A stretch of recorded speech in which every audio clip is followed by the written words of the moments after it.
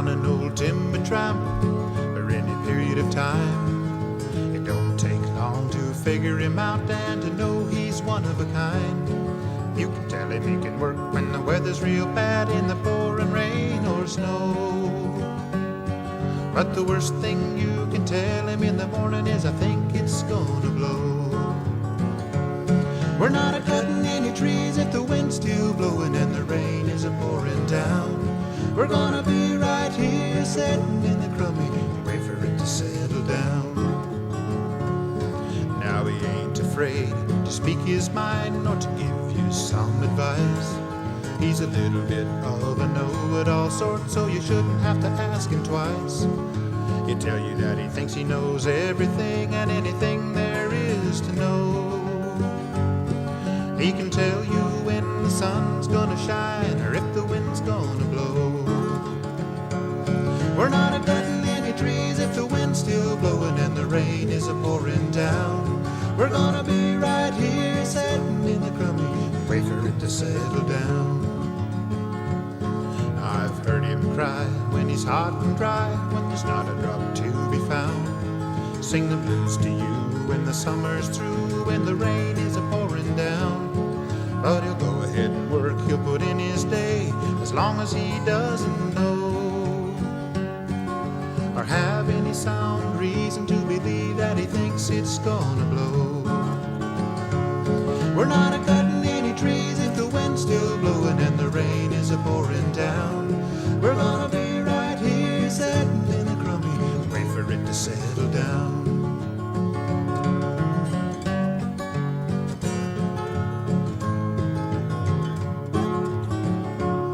I've seen him come and I've seen him go, they appear to be all the same. Some of the best are better than the rest, some are wild and some are tame. But they're all around this great Northwest, anywhere the evergreens grow. He's a weatherman extraordinaire, the best the world's ever known. We're not a-cutting any trees if the wind's still blowing and the rain is a-pouring down. We're gonna be right here sitting in the crummy, wait for it to settle down. We're not a-cutting any trees if the wind's still blowing and it's raining, I should have known. We're gonna be right here sitting in the crummy, thinking about going home, thinking about going home.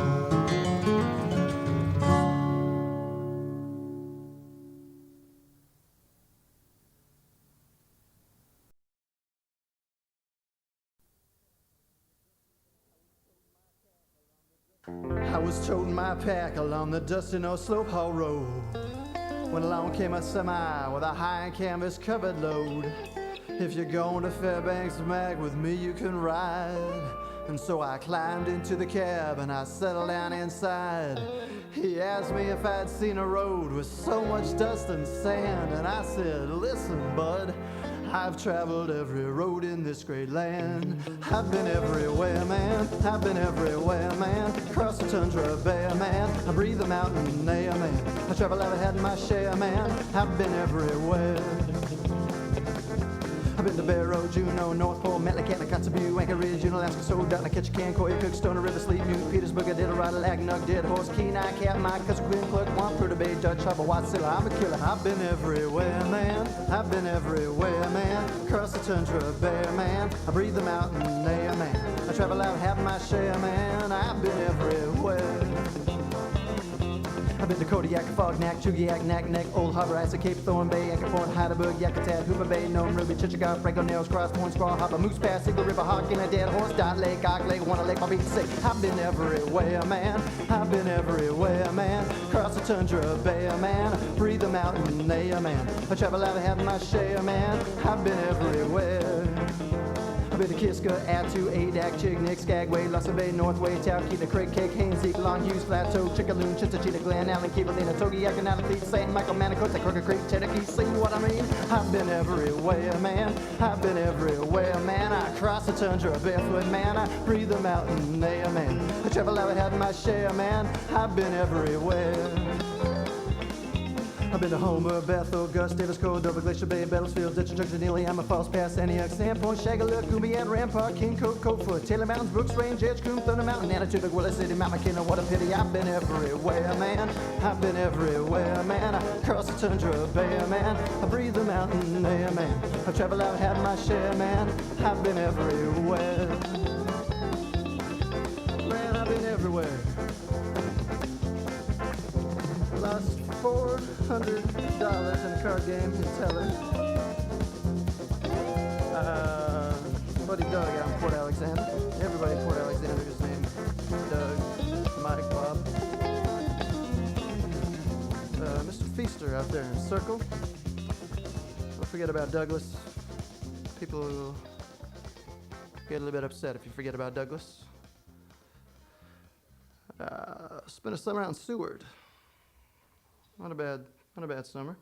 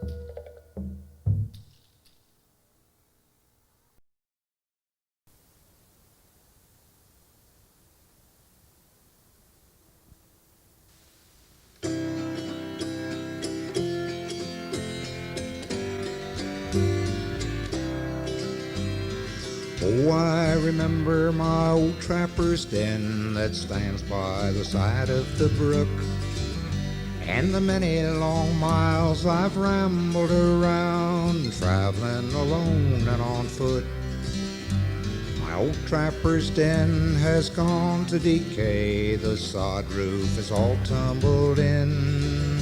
All the pots and the pans and the rusty bean cans and the long emptied bottles of gin.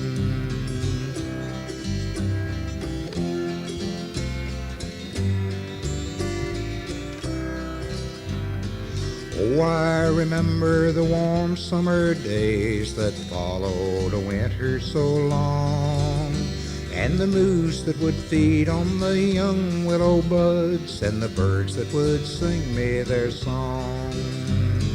Deep in the winter the north wind would blow out of the darkness at night, but my old barrel stove and the candle I burned would give off a glowing of light.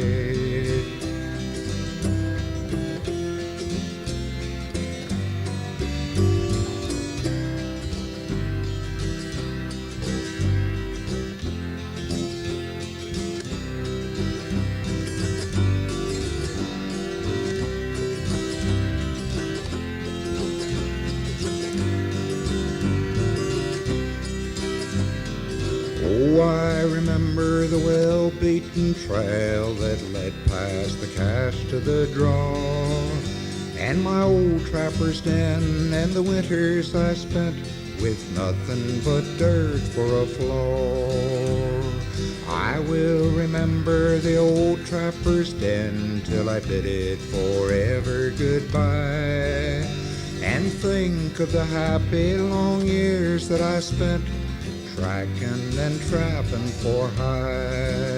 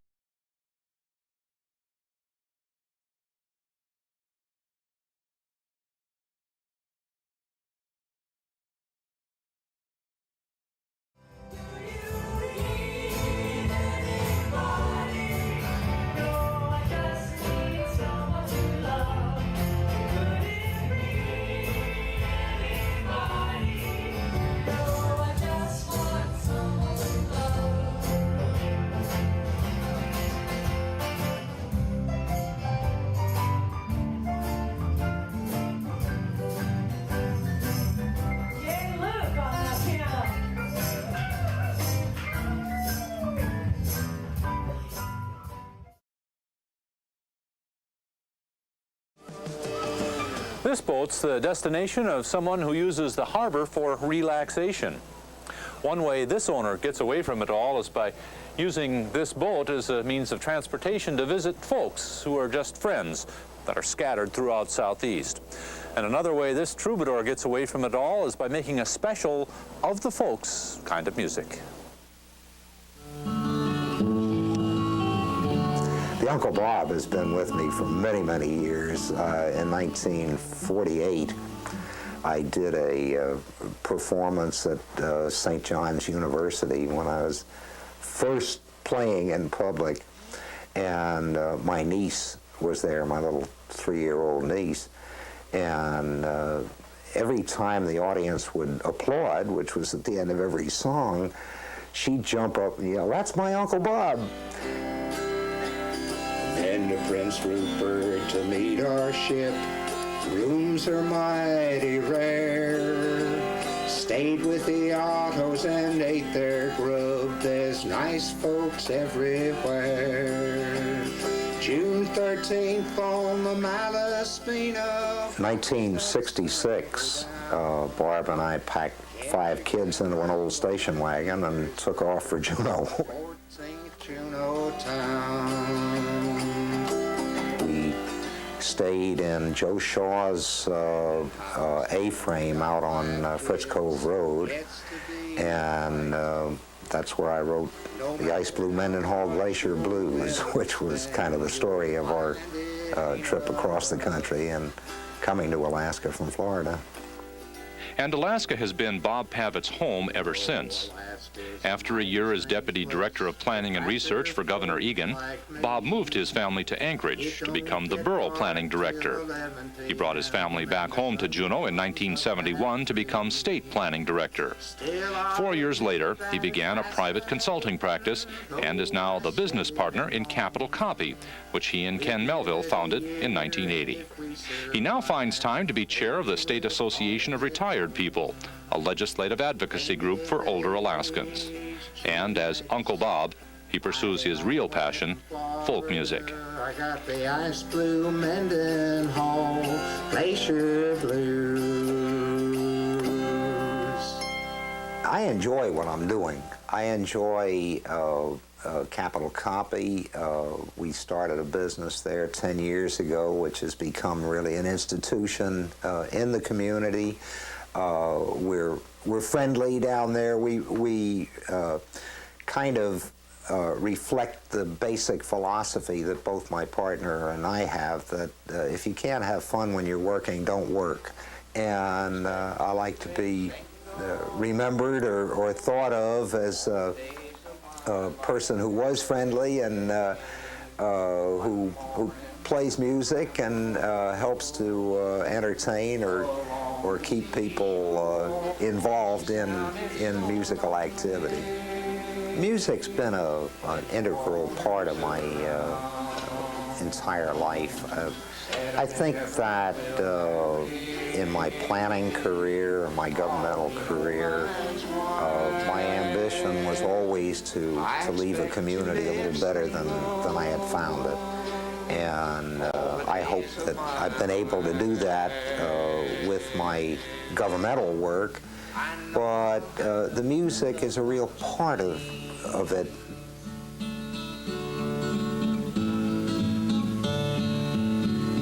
We have lard instead of butter, and for milk it's just cold water. I haven't seen a steak since I left home. As for pies and cake and jelly, well, we substitute sow belly. The only ham we get is just the bone. Oh, them beans, bacon, and gravy. I sing because I have to sing. I sing because I'm happy. I sing because things happen in your life that just are better done in music than they are in some other expression.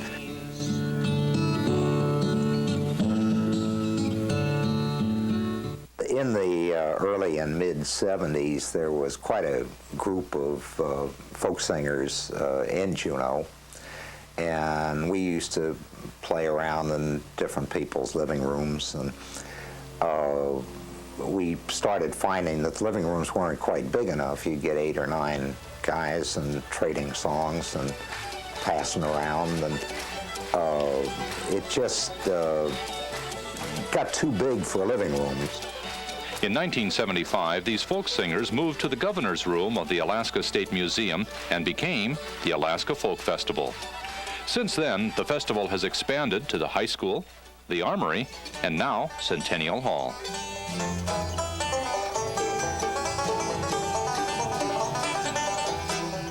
But the festival has maintained a real purity as far as being a free, friendly, and all-inclusive folk festival. We've never turned anyone away because they say, well, I do jazz, or I do rock, or I do, what I do is not strictly folk music. Well, it's music of the folks, and it is folk music, And there's no censorship as far as political content or what the songs are about. On the rocks he said, on the rocks it went, moral equivalent of the La Brea tar pits. Whoa! I like to be talking to the audience. I like audiences, and I like people who come to folk festivals. I enjoy talking with them, same as I enjoy, well, I'm a talker. I just enjoy talking. Well, all right, I'm supposed to be making the proper announcements here, and I'm going to start with the Centennial Hall Creed. Everybody raise your right hand. No smoking, no drinking, no eating, no laughing, no loud... You've got to keep it going. You've got to fill in. You've got to keep the audience from concentrating on the stage crew, moving microphones and getting people on and off the stage. And some people do that with funny stories. Other people do it with little vignettes about the musicians. But, of course, after many years, I know most of them, and I know them personally, and I know little stories about them. And I remember when they played at their first folk festival, and so I'm in a little better shape than some of the MCs who haven't been around that long. And Bob is not about to retire. He'll continue to be an active participant in the folk festival. He also plans to make an album and catalog 1,000 hours of folk music field tapes. And when he's not pursuing his musical activities, he and his wife Barb will be out cruising southeast on the good ship Troubadour, just visiting with friends. Retirement. And somebody asked, Barb, where are you going to go when you retire? And she said, we have to go somewhere? Said if Bob and I wanted to go somewhere, we would have gone years ago. We've always gone where we wanted to go. And this is home. This is where our friends are, and we're not going anywhere. We'd probably do a little bit more traveling, but you know, Juneau is home. And I enjoy it. I like the people. I like the country. I like everything about it. And it's just my home.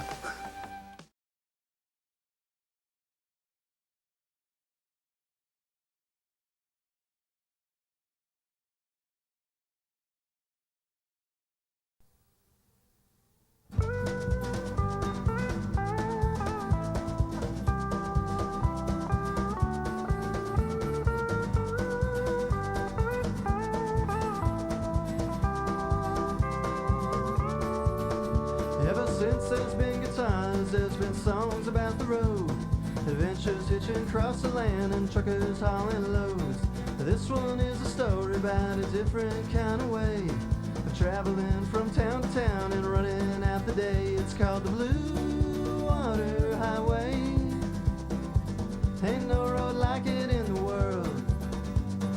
Up the inside passage from Seattle to Skagway on the Blue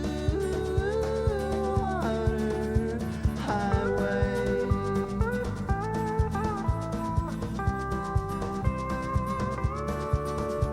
In high school it's a party, a floating junior prom, and all the hippies still lay on the top deck passing round the bomb. The forward lounge, the tourists wait to spot the whales blow, and all the little pets are in their cars 4 decks below on the Blue Water Highway.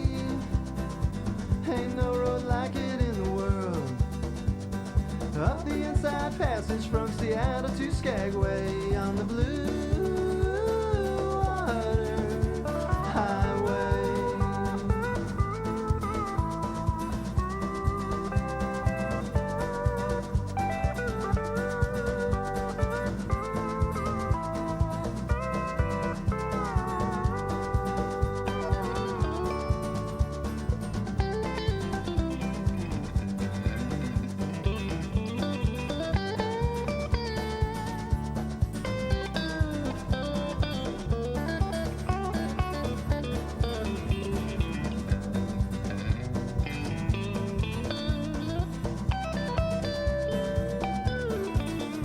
I've taken that blue ferry about as far as it can go.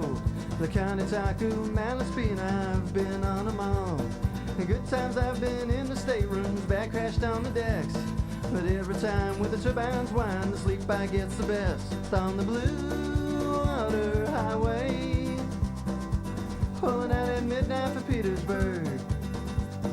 Misty hillsides passing, watch the blue turn into gray. Waiting for the next town, still 13 hours away. 3 straight days of sitting here thinking of you all the way on the Blue Water Highway.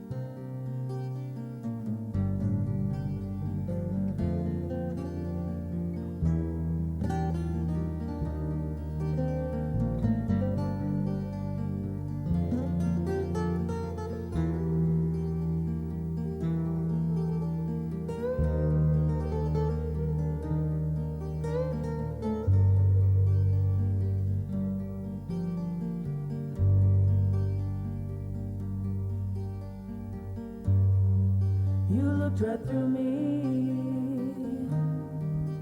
I could tell you understood. You said nothing. You just walked on through the wood. Soon the raindrops began to slowly change to snow. I said nothing. I fell around you to and fro.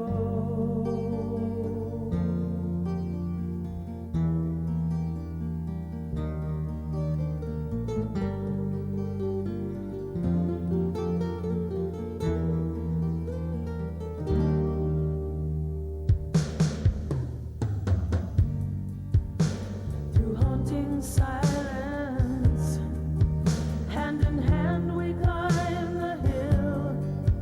Looking back behind us, the glass half empty or half filled. I was a raindrop, but the valley's turning cold. Broken promises, it was a lie that summer told. Turning to snow, I fell around you to and fro. Crystallized from the mountains, I will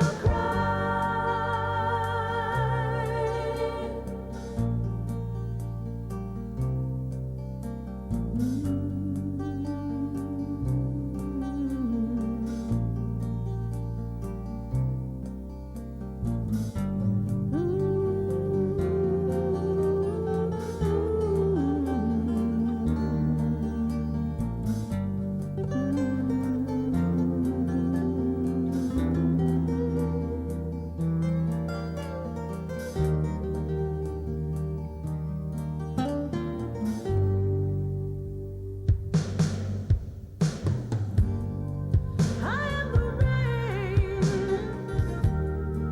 and through a trillion years I fall. I am to blame as I await the winter's call. And you said nothing. You just walked on through the wood. You looked right through me. And I could tell you understood. Turning to snow, I fell around you to and fro. Crystallized from the mountains, I will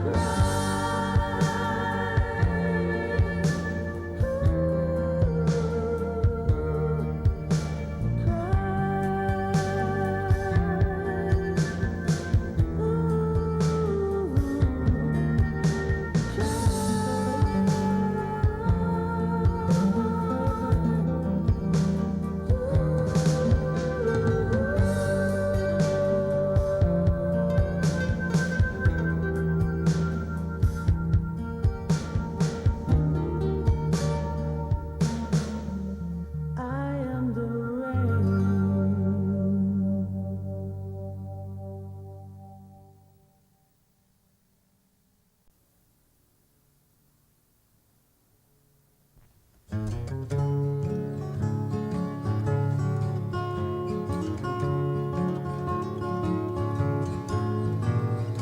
I knew before I reached 18, like my father before me,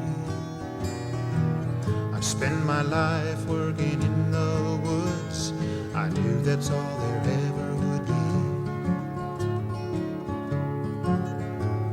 I finished school and went up north in a big southeastern way.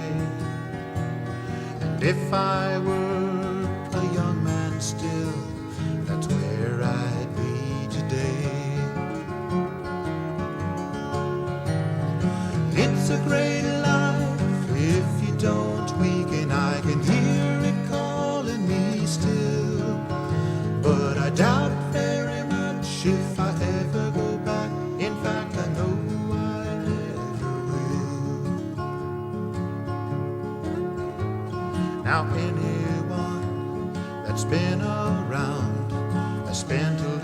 time up there, living in a logging camp, no phone and without care. You need some way to get around, just any old time you please. 'Cause being stuck in that logging camp was like being stuck overseas. It's a great life if you don't weaken. I can hear it calling me still, but I doubt very much if I ever go back. In fact, I know I never will. The fishing is great if you like to fish. The countryside's pretty too. And if you spend a season up there, it seems to keep calling you. Now I've got friends that live up there. They've made Southeast their home. And if I decide to ever leave here, I guess that's where I'd roam. It's a great life if you don't weaken. I can hear it calling me still, but I doubt very much if I ever go back. In fact, I know I never will. It's a great life if you don't weaken. I can hear it calling me still, but I doubt very much if I ever go back. In fact, I know I never will. In fact, I know I never will.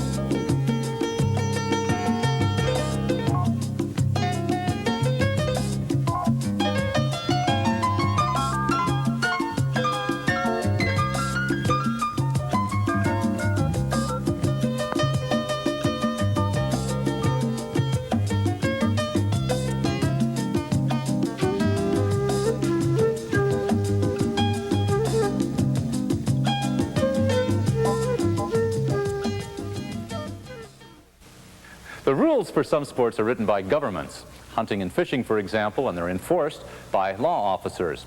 The rules for other sports are written by associations and by tradition and history and enforced by referees and umpires. Now, there's a lot of criticism and joking about those who wear the black and white striped zebra uniforms, but without their influence, athletic events might be more like war than games. Whenever there's a bump on a basketball court or a close play at first, there's usually a dispute, and then it's time to call in the umpire. I played high school football, I ran in track, and then in the summertime I was a lifeguard on the swimming team, and then I also played high school basketball. After junior college, I went to Eastern Washington State College in Cheney, and I tried out for the basketball team there, and I didn't make it. So I decided at that time, well, I wanted to stay in sports, and it was obvious that I didn't have enough talent to play the sports anymore at a collegiate level. So from there, I took a couple of basics of officiating classes, and then after I graduated, I moved to Othello, where my first broadcasting job was, and one of the people at the station was a softball umpire, and he decided, well, you get off at 3 o'clock in the afternoon, so we need some people to do high school baseball. So I went to baseball and then softball, and then from there to the other sports. So basically I'm about a 6-person sport. The only one I don't really do is I've never been involved in the soccer, and basically after a summer of the rain of softball, the fall is cold and rainy, and that's usually when I go on vacation between softball and basketball, so I just have never gotten involved in soccer. Even without working soccer games, Bob Sims is Juneau's busiest referee. When not officiating a game, Sims can often be seen along the sidelines at the scorer's table or on the headsets announcing the game for radio or TV. It was broadcasting at KINY that first brought him to Juneau in 1975. I made up sports reports for the radio. I broadcast the high school sports like Crimson Bears basketball, and then in the summertime I would do some Little League games and some Senior League games and American Legion games for the radio station. Now, since I work for the state, really about the only thing that I do as far as broadcasting is, well, of course, a couple years ago when K2 was broadcasting the high school games, I worked as an announcer on those. And now about the only announcing that I really do is during the gold medal games, but I wish there was more around because I really enjoy doing it. Nice touch by Kristen Nelson as the ball hit the rim about 4 times and finally dropped in. After I quit working at KINY, I applied for various jobs throughout the state, with the state, and that's the first job that came open was a license clerk. And since I had done a lot of typing and stuff at KINY, preparing logs and stuff, that was the first job that was offered to me, and I got into that and decided that I liked it, so I stayed. Well, basically, I'm an insurance market analyst, and what I do is I work with personal lines, which is automobile and homeowners. We go out and if we have a consumer complaint or something of that nature, we'll go out and find out if the consumer complaint is justified. We also work with insurance companies. When they send in rates and forms, we have to approve those rates and forms. So what I'll do is I'll study those rates and forms and decide, well, yes, you can make this rate change, or no, you can't make that rate change, or yes, this form is good or this form is bad. And so basically that's what my job is regulating the homeowners and auto for the insurance department. Sims' sporting activities aren't just limited to officiating. In 1979, he was talked into helping coach a ladies' softball team. Since then, he's coached several teams, and the coaching has helped his officiating. Just the relationship with the people on the team, seeing the game from a different aspect. I always see it from the officiating aspect, which I enjoy, but sometimes I enjoy seeing it from the players' aspect too. And it keeps me in touch with the players and how they feel about the officials, how they perceive the officials are doing. So it gives me a little bit of insight from both sides, which I think definitely helps me as an official. Sims considers softball the easiest sport to officiate. The umpire there only has to concentrate on the ball and usually 2 players. Basketball, on the other hand, is more complicated. Usually, in a basketball game, everything is so subjective that you just react to what you see, and then you just go on from there.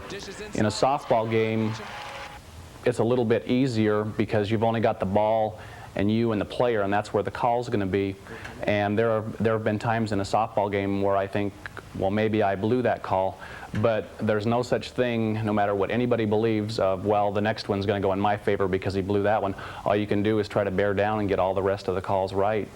In a basketball game, when we go back and look at the tapes and we'll say, well, geez, maybe I should have called this that way, or maybe I should have called that way. But basketball is such a spontaneous game, and you got 10 people with 2 sets of eyes looking at 10 people, so there's no way that I can ever second guess myself in a basketball game until I go back and look at the tapes. In 1984, college basketball came to Southeast when the University of Alaska Juneau started its program. The faster college games presented new challenges. The speed of the game is the biggest difference, and the skill of the players as far as from the officiating aspect. In high school, as an official, you're more of a teacher. You adhere to the rules a little more.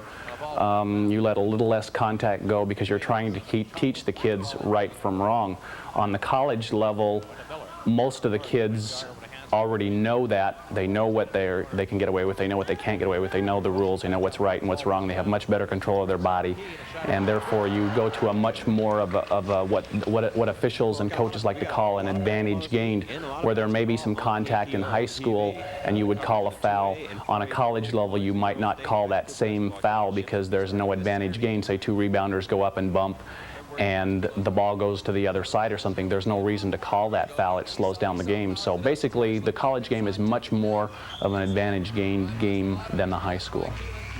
I think the college coaches are much more intense because it's more of a win situation in college than it is on the high school level. Most of the high school coaches are teachers of some sort, whether they're phys ed teachers or math teachers or whatever. So with them, teaching comes first and coaching comes second, and they're trying to develop a well-rounded student athlete.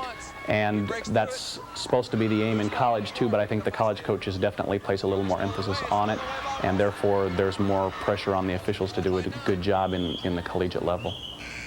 The biggest thing that I find as an official, as far as expectations of players, expectations of the crowd, expectations of coaches, is that in officiating, like in softball or in softball, if you hit 350, you know, you're a great basketball player, or you're a great baseball player. Or in basketball, if you shoot 50%, you know, that's a great shooting percentage.